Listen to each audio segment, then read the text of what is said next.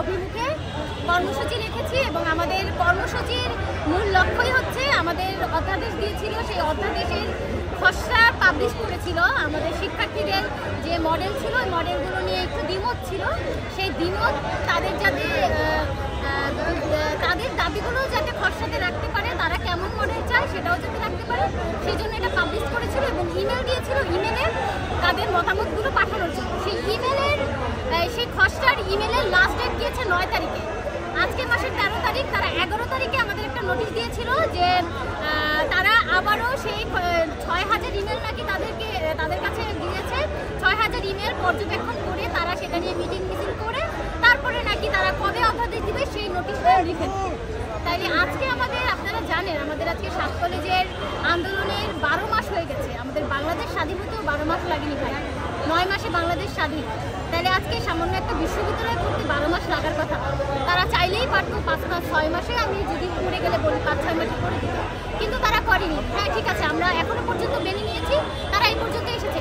আজকে 12 মাস হয়ে গেল, এখনো পর্যন্ত তারা লাস্ট সময়সীমা দিচ্ছে না, তারা কবে দিবে। হ্যাঁ, তারা একটা কথা বলেছে এই বছরের মধ্যে নাকি তারা অধ্যাদেশ সহ ভিসি নিয়োগ করবে। তাহলে যেখানে আমরা এখনো পর্যন্ত ভরসাই পাচ্ছি না তারা কবে অধ্যাদেশটা দিবে এবং ভিসি নিয়োগ দিবে সেটাই পাচ্ছি না, তাহলে কবে আমাদের কি বিশ্ববিদ্যালয়ের শেষ পর্যায়ে যাবে। তাইলে আজকে আমাদের কর্মসূচির লাস্ট স্টেজ এবং আমাদের লক্ষ্য হচ্ছে এটা, অধ্যাদেশ কবে দিবে সেটা নির্দিষ্ট সময়সীমা যতক্ষণ না পর্যন্ত না বলবে ততক্ষণ পর্যন্ত 7 কলেজের শিক্ষার্থীরা এখানে অবস্থান করবে। এবং এখন যদি এখানে 5000 শিক্ষার্থীও হয়ে থাকে, তারা যত সময় ওয়েট করাবে এর থেকেও দ্বিগুণ হতে পারে, শিক্ষার্থীর সাগর ভেসে যাবে এখানে।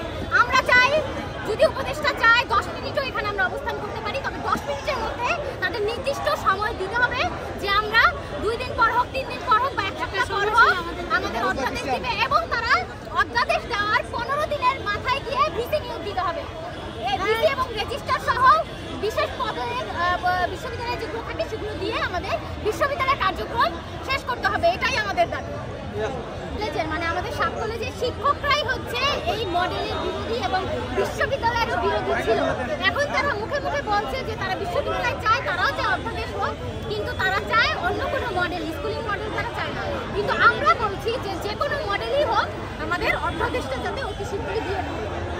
আজকে যদি দাবি পূরণ করা না হয় তাহলে কি আপনারা এখানে যতক্ষণ পর্যন্ত দাবি পূরণ না করে ততক্ষণ পর্যন্ত আমরা এখানে অবস্থান করব। সেই রাত হয়ে যায়, রাত পর্যন্ত আমরা এখানে থাকবো।